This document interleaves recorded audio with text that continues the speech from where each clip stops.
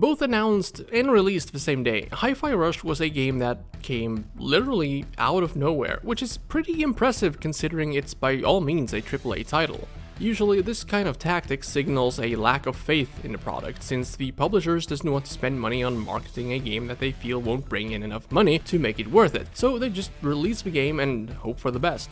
There might have been some of this attitude going around, considering this is a Tango Gameworks game, who are mostly known for survival horror with the two Evil Within games, and then an action-adventure, Ghostwire Tokyo. All three of these have more of an adult aesthetic, right? So suddenly releasing marketing materials for this would go completely against the already established maturity of their games.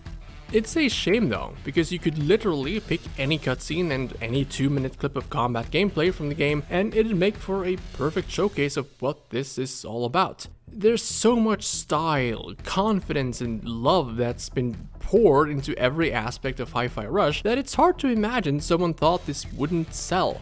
I mean, they went to some pretty extreme lengths with the care they put into this game. Since this is a rhythm game where everything you do is synced to the beat of the background music, the music itself is obviously a large part of the focus. There are original tracks that play throughout these stages, of course, and they're mostly bangers, though they tend to sound a bit alike each other thanks to the tempo having to be pretty much the same throughout the whole game, since a lot of the timing depends on it. But they managed to implement 10 pre-existing tracks from bands such as Swan, the Black Keys, and even fucking 9 Inch Nails.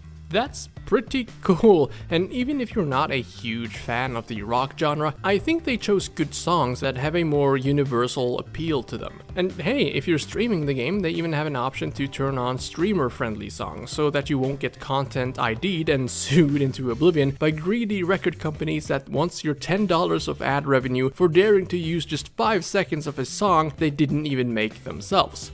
That said though, the cutscenes does flow a bit better when you've disabled streaming mode, so it's pretty clear that they were made with the copyrighted music in mind.